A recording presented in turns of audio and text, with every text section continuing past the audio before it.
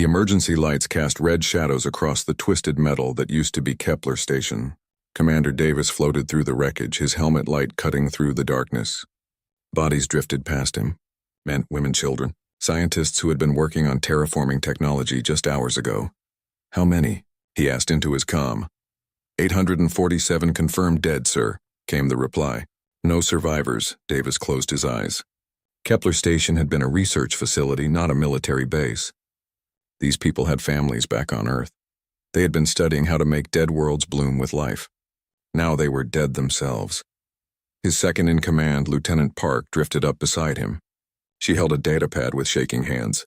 Sir, we found the recording equipment. The Zephyrians. They broadcast everything. Davis took the pad and watched the footage. The Zephyrian Syndicate had not just attacked the station. They had made it a show. The alien pirates had live-streamed the massacre across the galaxy, laughing as they killed unarmed civilians. They wanted everyone to see what happened when you had something they wanted. The Zephyrians were not just pirates. They were monsters wearing the shape of beings who had once been civilized. Their leader, Warlord Thexeran, had personally executed the station commander's family while the man watched. Then he had looked directly into the camera.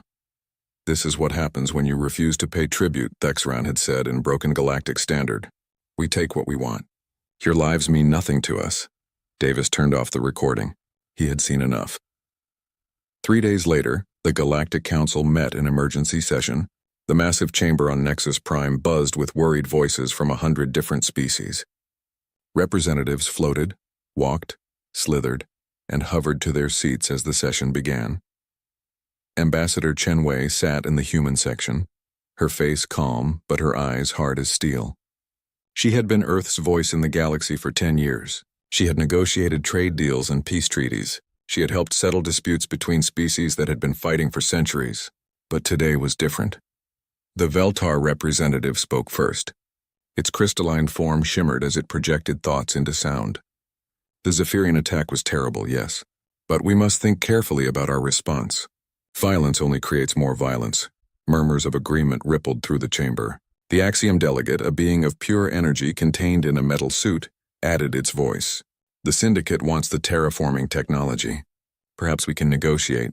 Give them mining rights to some dead systems. Everyone wins. More nods.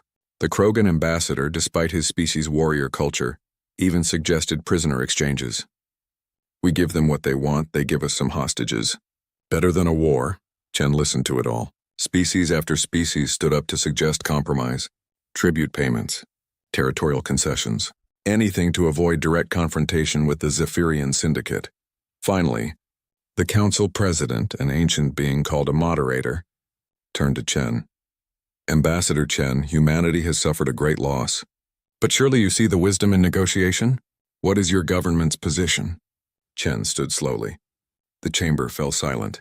When she spoke, her voice carried clearly to every corner of the vast room. Humans don't negotiate with murderers. The words hung in the air like a physical thing. The Veltar representative's crystals flickered with confusion. But Ambassador, surely you don't mean— I mean exactly what I said, Chen interrupted. The Zephyrian Syndicate murdered 847 innocent people. They broadcast it for entertainment. They think this makes them strong. They're wrong. The Axiom delegate's suit hummed with agitation. Ambassador Chen, please be reasonable. The Syndicate has thousands of ships. They control dozens of systems. A direct confrontation would cost millions of lives. Chen's expression never changed. The people of Kepler Station had lives too. They had families. They had dreams. The Syndicate took all of that away. Not for resources. Not for territory. For fun. She looked around the chamber, meeting the eyes of every representative who would look at her. For too long, this galaxy has treated evil like it's something you can bargain with. You pay tribute to pirates and call it peace. You negotiate with terrorists and call it diplomacy. You feed monsters and hope they eat you last. The Krogan ambassador shifted uncomfortably. His own species had once been raiders before they learned the cost of endless war. But what alternative is there? The Syndicate will not simply disappear because we wish it. No, Chen agreed. They won't disappear because we wish it. They'll disappear because we make them disappear. A new voice spoke up from the back of the chamber. It belonged to the hegemony representative, a species that had been fighting the Zephyrians for decades. Easy words, human.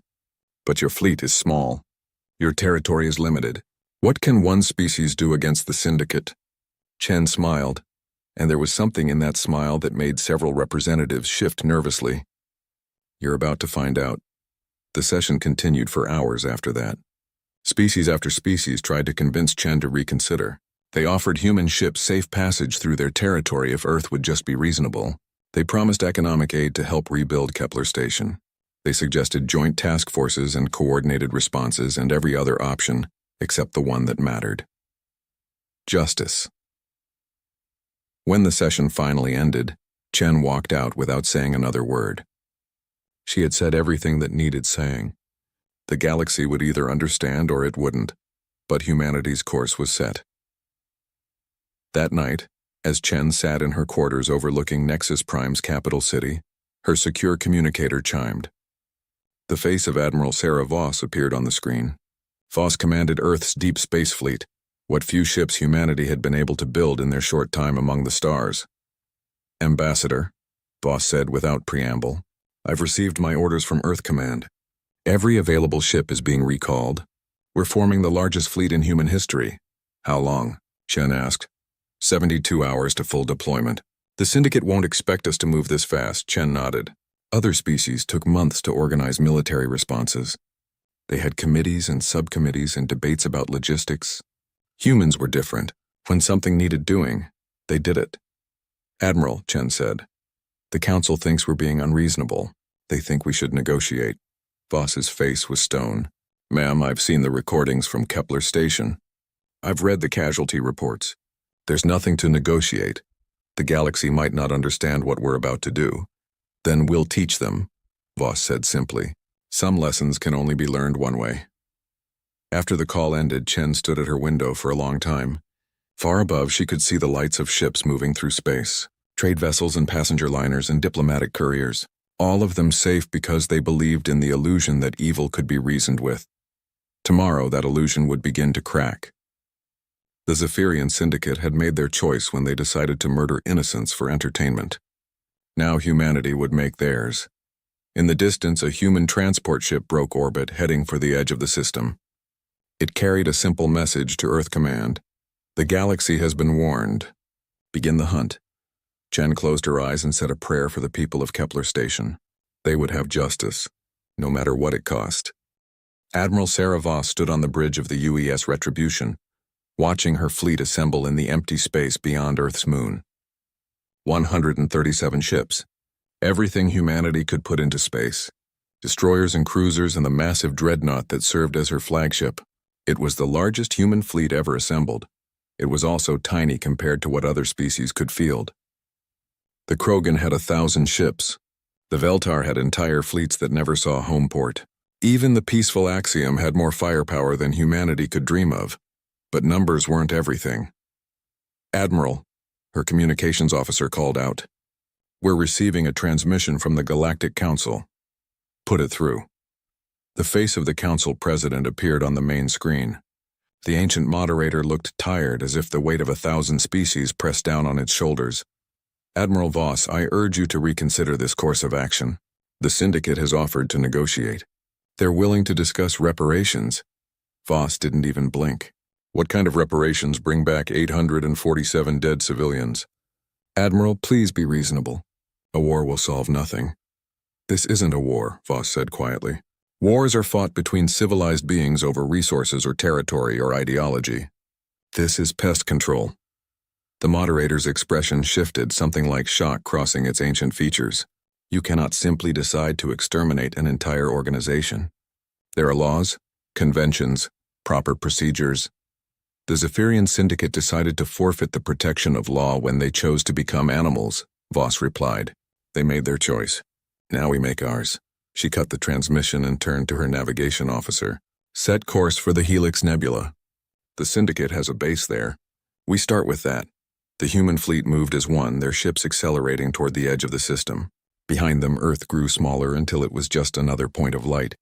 Ahead lay the vast darkness of space, and somewhere in that darkness, monsters wearing the faces of civilized beings. The first target was a Syndicate supply depot hidden in the Helix Nebula's gas clouds.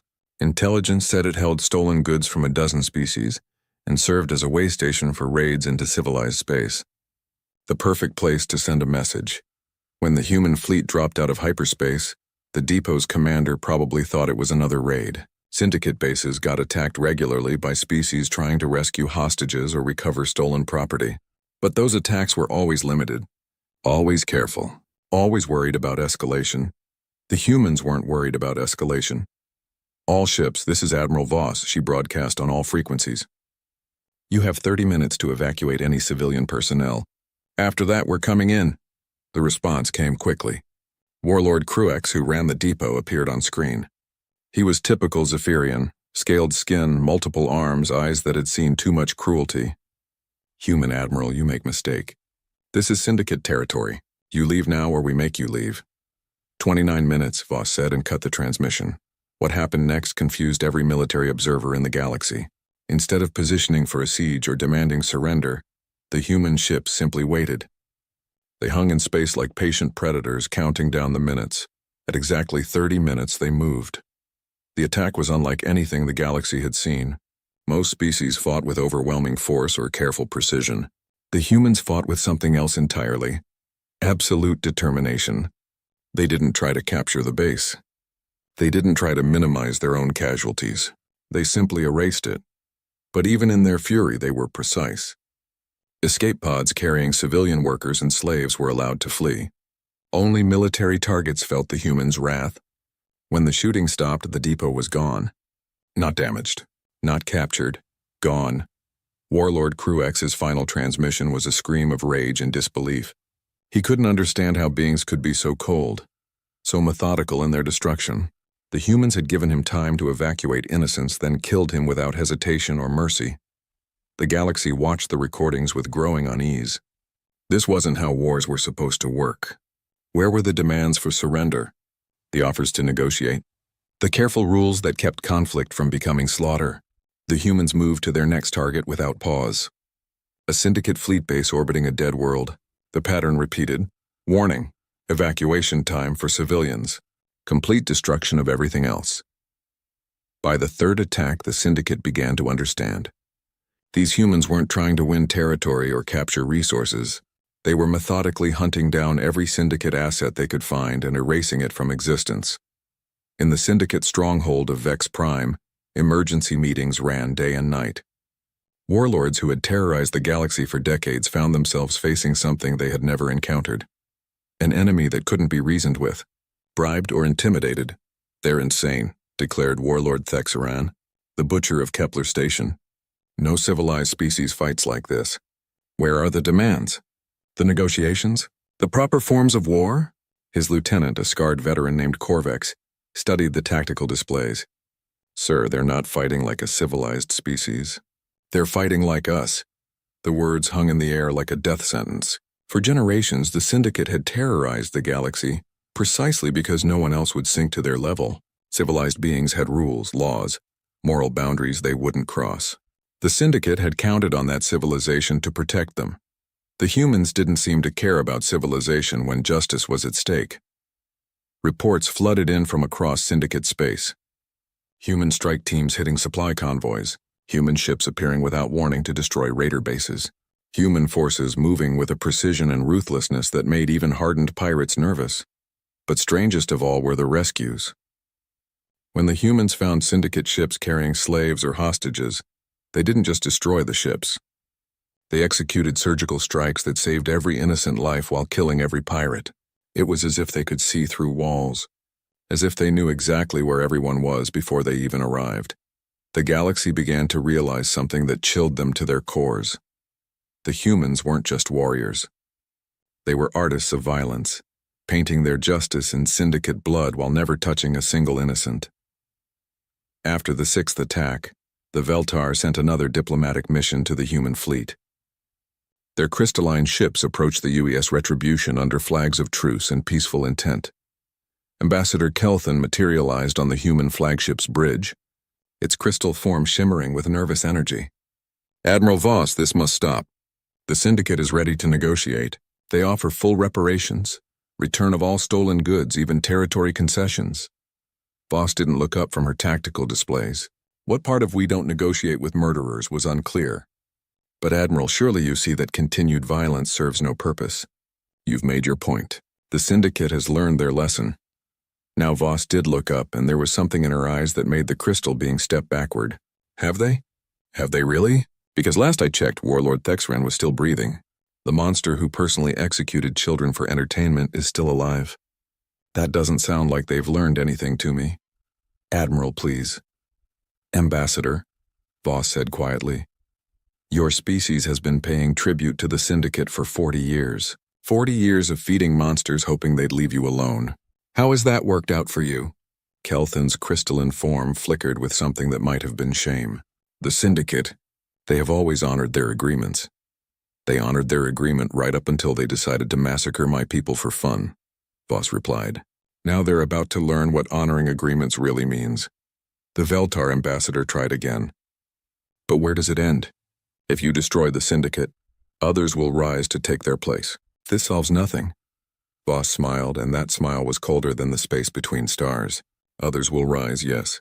And they'll look at what happened to the Syndicate and ask themselves a very important question. Is it worth it?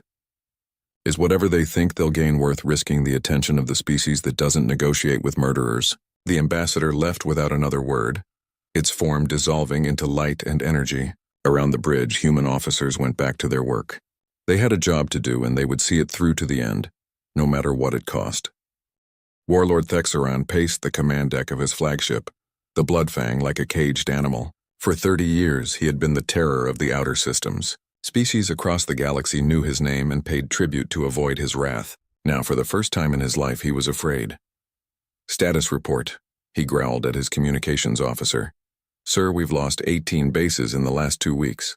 The humans hit our supply depot at Corlex yesterday. No survivors. What about the others? The council species? The officer checked his displays nervously. Sir, the Veltar are offering to mediate. The Axiom want to arrange prisoner exchanges. Even the Krogan are suggesting territorial agreements. Thexran's scaled fist slammed into the nearest console, cracking the metal. Then contact them. Tell them we're ready to negotiate. Full reparations for the human station. Territory concessions. Whatever it takes. An hour later, representatives from 6 different species arrived aboard the Bloodfang. The Veltar ambassador Kelthan led the group. Behind it came delegates from the Axiom Collective, the Hegemony, the Krogan Empire, and others. They gathered in the ship's main conference room, their various forms creating a bizarre council of war. Warlord Thexran, Kelthan began, its crystal form pulsing with diplomatic energy. We have come to help arrange a peaceful solution to this conflict. Peace? Thexran laughed bitterly. These humans don't want peace. They want blood. Why blood specifically? The Axiom delegate, its energy form contained within a sleek metal suit, projected calm thoughts. All conflicts can be resolved through negotiation. What do the humans want? Territory? Technology? Tribute? They want me dead, Thexran said simply. They've made that clear. The Hegemony representative, a lizard-like being covered in ceremonial armor, hissed softly. Surely they can be made to see reason. What species commits to total war over one incident? One incident? Thexran's voice rose. I killed their civilians, and they acted like I had murdered their families personally. They don't think like us. They don't understand profit and loss. They understand something else. The meeting was interrupted by an urgent communication from the bridge. A human fleet had been detected at the edge of the system. Not the entire fleet this time, just a small strike force. But even a small human force had proven deadly. They're requesting to speak with you, sir, the communications officer reported. All of you. The main screen activated, showing the bridge of a human destroyer. A woman in a dark blue uniform stood at the center of the screen. Her rank insignia identified her as Captain Rodriguez, but her eyes held the same cold determination they had seen in every human they encountered. I am Captain Elena Rodriguez of the UES Vengeance, she said without preamble. I understand you're having a diplomatic meeting. How nice. I'm here to deliver a message. Kelthan stepped forward, its crystalline form shimmering with hope. Captain, we are grateful for this opportunity to communicate. Perhaps we can reach an understanding. Understanding? Rodriguez's expression didn't change. I understand perfectly. You're all here trying to save a mass murderer because killing him might upset the status quo. Well, here's some news. The status quo is what allowed monsters like Thexran to exist in the first place. The Axiom delegate projected calming thoughts. Captain, surely you recognize that continued violence serves no one's interests. Warlord Thexeron is prepared to offer full reparations for the attack on your station. Reparations. Rodriguez repeated the word like it tasted bitter. What reparations bring back the children he murdered? What payment restores the families he destroyed for entertainment? Thexeron himself finally spoke up. Captain, I am willing to negotiate. Full surrender of the technology we took. Return of all prisoners. Even territorial concessions. Name your price. Rodriguez looked directly at him, and Thexeron felt something he hadn't experienced in decades. The gaze of a predator looking at prey. My price? My price is simple, Warlord. You die. The conference room fell silent. The assembled diplomats exchanged nervous glances. This wasn't how civilized species conducted warfare. Captain, the Krogan representative rumbled. My species understands the desire for vengeance. But where does it end? If you destroy the Syndicate, others will rise to take their place. Let them, Rodriguez said calmly. Let them rise and remember what happened to the last group that decided to murder human civilians for fun. Maybe the next batch will be smarter. Kelthan tried again. But Captain, this approach only creates more enemies. The galaxy functions on negotiation and compromise. Without that, we have only chaos. You want to talk about chaos? Rodriguez's voice remained level, but there was steel underneath. The chaos of parents never knowing if their children will come home? The chaos of researchers being murdered for studying how to make dead worlds bloom? The chaos of monsters like Thexeron being allowed to exist because killing them might be impolite. She paused, letting her words sink in. You've had your chaos, Ambassador. You've had it for generations. You just called it civilization. The hegemony representative hissed in frustration. You humans are being unreasonable. This absolutist thinking serves no one. Really. Rodriguez smiled, and that smile was terrifying in its coldness. Tell me, how many of your species has the Syndicate killed in the last year? How much tribute have you paid them? How many times have you negotiated with them and watched them break their agreements the moment it suited them? The room fell silent again. Every species represented had lost people to the Syndicate. Everyone had paid tribute or ransom, or turned a blind eye to atrocities because direct confrontation was too expensive. Here's what's going to happen. Rodriguez continued. You're all going to leave this system. You're going to go back to your governments and explain that the humans don't negotiate with murderers, and you're going to stay out of our way while we clean up the mess you've been ignoring for decades. And if we refuse? The Axiom delegate asked. Rodriguez's expression didn't change. Then you'll discover that our definition of murderer is broader than you might like. After the transmission ended, the diplomatic party sat in stunned silence. They had come expecting to broker a peace, to find some middle ground that would satisfy both sides. Instead, they had encountered something none of them understood: absolute moral conviction. She's bluffing, Thexeron said finally. They can't threaten council species. The political fallout would be enormous, but even as he said it, he knew it wasn't true. These humans had already proven they didn't care about political fallout. They cared about justice, and they were willing to pay any price to achieve it. The diplomatic ships left within the hour, carrying with them the growing realization that the galaxy was about to change in ways they couldn't predict or control. The humans had drawn a line in the void. Some acts were unforgivable, some crimes could not be negotiated away, and some people forfeited their right to exist the moment they chose to become monsters. That night, as Thexeron tried to sleep in his quarters, he found himself thinking about the children he had killed at Kepler Station. At the time, it had seemed like good theater, a way to send a message about what happened to those who defied the Syndicate. Now he understood that he had sent a different message entirely. He had shown the humans what he really was beneath the veneer of civilization, and they had decided to respond in kind. For the first time in his life, the terror of the outer systems was afraid of the dark. Somewhere out there, patient and implacable, death was coming for him. It wore a human face and carried the weight of justice on its shoulders. The hunt was no longer a metaphor. It had become literal, personal, and absolutely final. In the depths of space, human ships moved like ghosts between the stars, their crews driven by something the galaxy had forgotten how to recognize: the simple, terrible certainty that some things were worth dying for, and some things were worth killing for.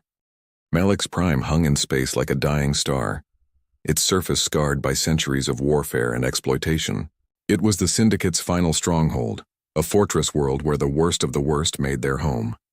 Orbital defense platforms bristled with weapons capable of destroying entire fleets. The planet's surface was honeycombed with bunkers and tunnels, creating a maze that had never been conquered. Admiral Sarah Voss stood on the bridge of the UES Retribution, studying the tactical displays. 3 months of hunting had brought them here, to this final confrontation. The Zephyrian Syndicate was cornered, desperate, and more dangerous than ever. "Admiral," her intelligence officer reported, "we're detecting massive troop movements on the surface. They're pulling back to the central fortress complex." "How many?" "Best estimate? 50,000 Syndicate troops, plus whatever mercenaries and allies they've managed to gather." Voss nodded grimly. The Syndicate had called in every favor, hired every gun they could afford. This wouldn't be like the surgical strikes they'd been conducting. This would be a siege, bloody and brutal. "Sir," her communications officer called out, "we're receiving a transmission from the planet. Put it through."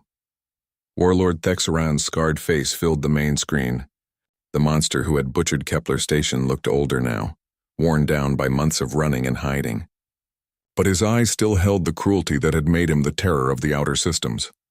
"Admiral Voss," he said, his voice carefully controlled, "I want to make one final offer." "I'm listening," Voss replied, though her tone suggested she wasn't particularly interested. "I have hostages," Thexaran continued. 3,000 civilians from a dozen different species. If you attack this world, they all die. But if you're willing to negotiate— "Show me," Voss interrupted. The screen split, showing footage from inside the fortress. Humans, Veltar, Axiom, Krogan, and others were crammed into makeshift holding cells. Families huddled together in fear. Children cried for parents who might already be dead, you see? Thexaran's smile was pure poison. "Some things are more important than your precious justice. These people have done nothing wrong. Will you sacrifice them for your vendetta against me?" The bridge fell silent. Every human officer understood what they were seeing. This was the moment when most species would halt their attack, begin negotiations, try to find a solution that saved civilian lives. Admiral Voss studied the images for a long moment. When she spoke, her voice was calm and cold. "Warlord Thexaran, you have exactly 1 hour to release all civilian prisoners and surrender yourself for judgment. Not for negotiation, not for trial, for execution." Thexaran's expression twisted with rage. "You're bluffing. You won't risk innocent lives just to kill me." "You're right," Voss said quietly. "We won't risk innocent lives. We'll save them, and then we'll kill you." She cut the transmission and turned to her tactical officer. "Status on the special insertion teams?" "Quantum phase infiltrators are standing by, Admiral. All units report ready for deployment." Around the galaxy, military observers watched the human fleet with growing confusion. Standard doctrine called for siege tactics against a defended position, orbital bombardment to soften defenses followed by a ground assault. The humans had the firepower to level Malix Prime, but that would kill the hostages. Instead, they did something impossible. At exactly 1 hour after the ultimatum, human ships throughout the fleet launched what looked like empty torpedo tubes. No energy signatures, no explosive warheads. The tubes simply flew toward the planet and vanished.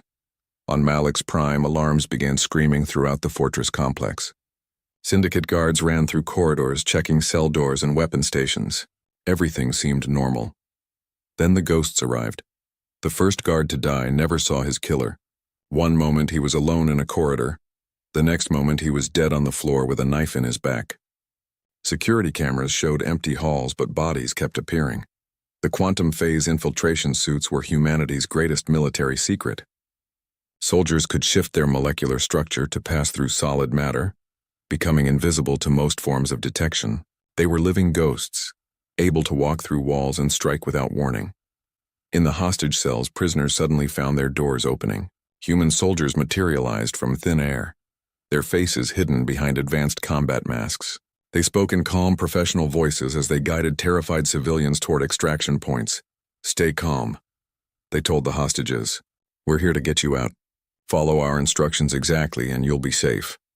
Throughout the fortress, Syndicate forces found themselves fighting an enemy they couldn't see. Weapons disappeared from hands. Guards vanished from their posts.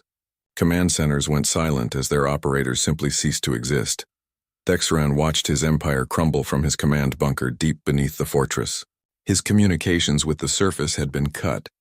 His elite guards were dead or missing, and somewhere in his own stronghold invisible killers were hunting him. "Sir," one of his remaining lieutenants reported, "we've lost contact with levels 7 through 12. The humans, they're inside somehow." "Impossible," Thexran snarled. "This facility is impregnable. Nothing can get through our defenses." As if in answer to his words, the bunker's blast doors began to open, not blown apart by explosives, not hacked by computer viruses. They simply opened, as if the locks and security systems had never existed. Human soldiers stepped through the doorway, their quantum phase suits shimmering back into visibility. They moved with the calm precision of professionals doing a job they had trained for their entire lives. "Warlord Thexran," the lead soldier said, his voice distorted by his helmet's communication system. "You are under arrest for crimes against humanity." Thexran's remaining guards opened fire, their weapons blazing in the confined space. The energy beams passed harmlessly through the human soldiers, who had shifted back into phase variants.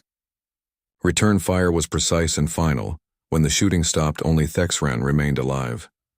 "You can't do this," he said, backing against the far wall. "I have rights. Prisoner of war conventions. I demand a trial." The lead soldier removed his helmet, revealing a young face marked by old scars. "My name is Lieutenant Colonel Marcus Chen," he said quietly. "My sister was Dr. Lisa Chen, xenobotanist at Kepler Station.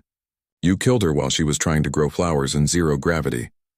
Thexran's eyes widened as he recognized the name. The young woman. She begged for her life. She said she had family. "She did," Chen replied. "She had me." The execution was quick and final. No grand speeches, no theatrical flourishes. Just justice, delivered with the same precision that had characterized every human action since Kepler Station. Above them, the last pockets of syndicate resistance were being eliminated. The hostages had been evacuated to human ships, where medical teams treated their wounds and counselors helped them process their trauma. The fortress that had never been conquered was falling room by room to soldiers who could walk through walls. By dawn on Malix Prime, it was over. The Zephyrian Syndicate, terror of the outer systems for generations, had ceased to exist. Not defeated, not scattered.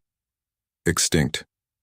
Admiral Voss stood in the ruins of Thexran's command center, looking at the body of the monster who had started this war with his cruelty. Around her, human soldiers continued their grim work, ensuring that every syndicate member on the planet was dead. "Admiral," her communications officer reported, "we're receiving transmissions from across the galaxy. News services, government officials, military observers. They all want to know the same thing. What's that? How we did it. How we saved every hostage while eliminating every target. They're calling it impossible." Boss allowed herself a small smile. "Let them wonder. Some secrets are worth keeping." She looked up at the ceiling, imagining the stars beyond. Somewhere out there, other pirates and terrorists were watching the news feeds from Malix Prime.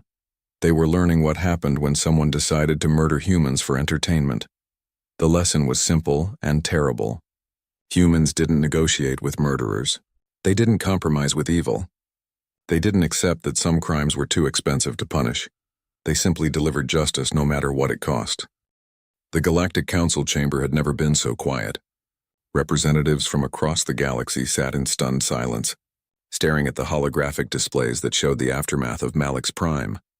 The fortress world that had never been conquered was now a graveyard.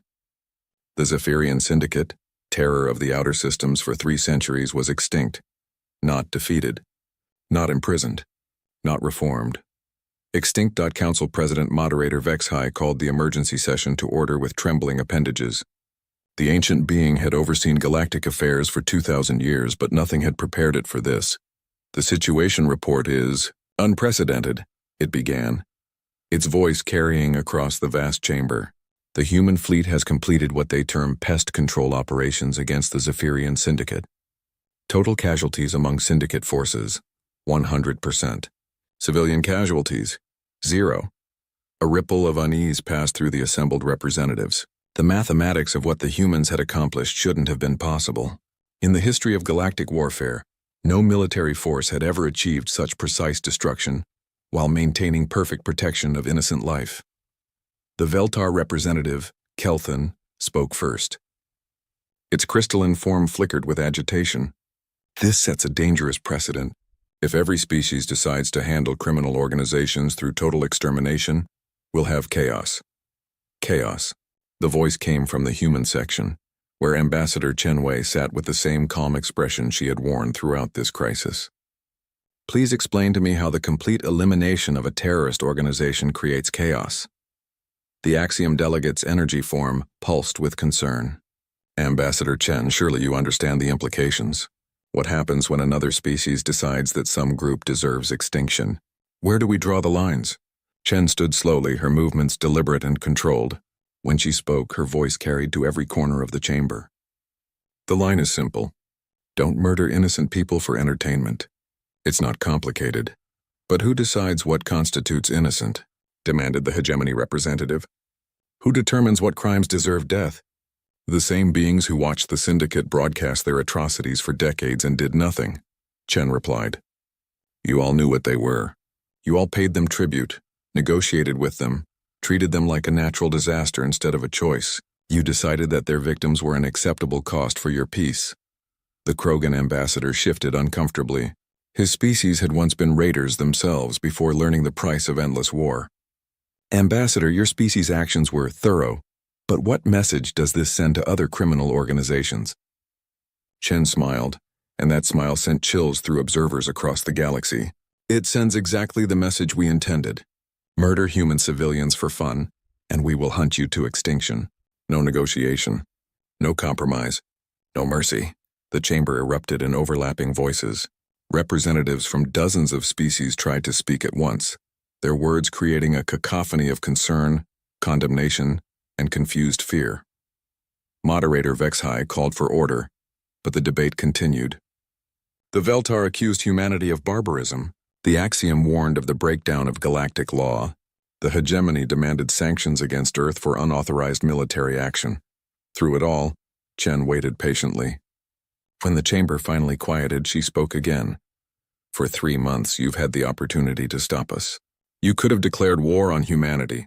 You could have formed a coalition to protect the syndicate. You could have blockaded our space or cut off our trade. She paused, looking around the chamber. But you didn't. Do you know why? No one answered. Because deep down you knew we were right, Chen continued. Every species in this chamber has lost people to the syndicate. Every one of you has paid tribute to monsters and called it diplomacy. You let evil exist because fighting it was too expensive, too complicated, too morally ambiguous. The Veltar representative tried to interrupt. Ambassador, the situation was not so simple. It was exactly that simple, Chen cut it off. Good people were being murdered by bad people, and you chose to look the other way. Well, humanity chose differently. She activated a holographic display showing statistics from across the galaxy. In the 3 months since we began operations against the syndicate, pirate attacks have dropped 70%. Ransom demands are down 80%. Terrorism incidents have fallen to their lowest level in recorded history. The numbers were undeniable. The galaxy's criminal underworld had taken one look at what happened to the Zephyrian Syndicate and decided that easier targets existed elsewhere. You see, Chen explained, the problem was never that evil was too strong to fight. The problem was that good was too civilized to win. You treated monsters like they were civilized beings who could be reasoned with. We treated them like the animals they chose to become. The Axiom delegate projected calm thoughts, trying to restore order to the chaotic session. But Ambassador, what happens now? Will humanity become the galaxy's self-appointed police force? We don't want to police the galaxy, Chen replied. We want the galaxy to police itself. But if you can't or won't protect innocent life from monsters, then yes, we will. A new voice spoke from the observer section. Commander Davis, the officer who had discovered the massacre at Kepler Station, had been permitted to address the council. I've been asked to read a statement from the families of Kepler Station's victims. He cleared his throat and began. We, the surviving families of those murdered at Kepler Station, thank the people of Earth and the human fleet for ensuring that our loved ones did not die in vain. For too long we were told that justice was impossible, that the cost was too high, that some evils must be endured for the greater good. Humanity proved that this was a lie. Justice is possible. It simply requires the will to pay its price. The chamber fell silent again. These weren't abstract policy discussions anymore. These were real people whose families had been slaughtered, and they were thanking the species that had avenged them. In the days that followed the council session, the galaxy began to change in ways both subtle and profound. Criminal organizations that had operated openly for decades suddenly found themselves looking over their shoulders. Species that had paid tribute to pirates and terrorists began forming their own military responses. The Veltar, despite their public criticism of human methods, quietly began hunting down the crime syndicates that had plagued their trade routes. The Axiom, for all their talk of peaceful solutions, started executing precision strikes against terrorist cells. Even the diplomatic hegemony began taking a harder line against the thugs who had kidnapped their citizens.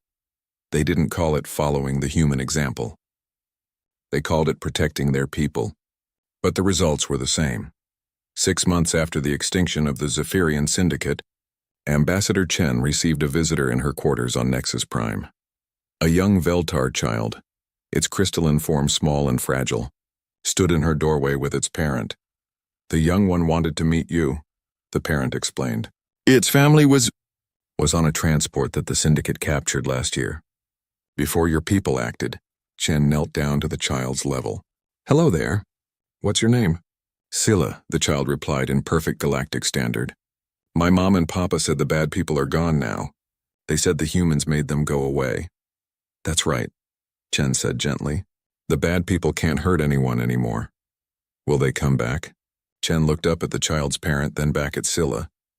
"Not if we don't let them, and we won't let them." As the Veltar family left, Chen returned to her desk and the reports waiting there. Pirate activity down 90%. Terrorism at historic lows. Trade routes that had been dangerous for centuries were now safe for civilian traffic. But more than that, the galaxy itself had remembered something it had forgotten. That evil was not a natural disaster to be endured, but a choice to be opposed. That civilization was not weakness but strength applied with precision. That sometimes the most moral action was the complete and total destruction of those who chose to be monsters. The human example had spread like wildfire across the stars. Not because other species wanted to be like humans, but because they remembered what they had once been before fear and compromise had worn down their courage. In the vast darkness between stars, where once pirates and terrorists had hidden, there was now a new kind of darkness. The darkness of hunters, patient and implacable, waiting for evil to show itself so it could be stamped out without mercy or hesitation. The galaxy had learned a simple lesson. Humans don't negotiate with murderers, and neither, it turned out, did anyone else once they remembered they had a choice. The stars themselves seemed brighter for the cleaning, and in the depths of space, children slept safely in their beds knowing that somewhere out there, guardians watched over them with the cold fury of absolute justice. Some things were worth fighting for. Some things were worth dying for, and some things, as the galaxy had finally learned, were worth killing for. Evil had been given its answer, written in fire across the void, never again.